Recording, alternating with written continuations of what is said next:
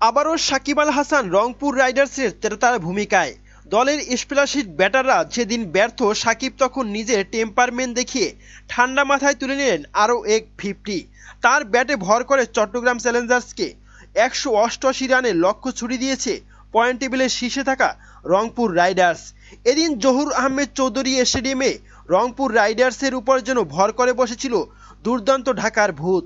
দিনের ম্যাচে আগে ব্যাট করতে নেমে ঢাকা যেমনি রানের জন্য সংগ্রাম করেছে, রংপুরের হলেও তাই। রনি তালুকদার 19 বলে 25 রান করে সাজঘরে ফেরার পর ক্রিজে নেমে সাকিব আল হাসান নিজের রানের খাতা খোলেন প্রথম বলে 4 মেরে।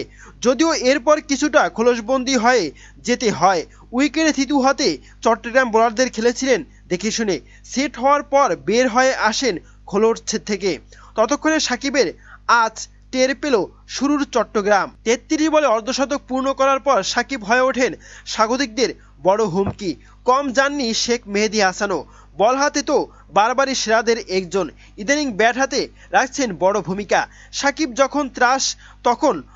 যখন ত্রাস হয়ে চালাচ্ছেন তাণ্ডব, তখন মেহেদী যোগ দেন দ্রুত লান্তরাল মিছিলে।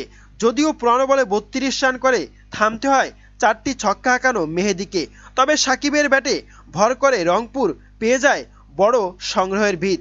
সোহান নিশামরা ব্যাট হাতে সুবিধা করতে না পারলেও 150-র বেশি স্ট্রাইক রেটে ব্যাট করেন সাকিব।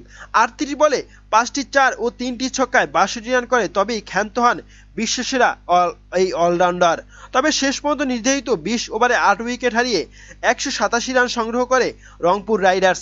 তবে সাকিব আল হাসান যে পরিপূর্ণ একজন অলরাউন্ডার এবং এখন তিনি একজন সেরা ব্যাটসম্যান, সেটা তিনি আবারও প্রমাণ করেছেন। তবে সাকিব আল হাসানকে নিয়ে যতই সমালোচনা হচ্ছে, ততই তিনি ধীরে ধীরে পরিপূর্ণ হচ্ছেন এবং আরও বিধ্বংসী হচ্ছেন। প্রিয় দর্শক, এবারের আসরে কে সেরা, সাকিব আল হাসান নাকি ফরচুন বরিশাল তামিম ইকবালের দল?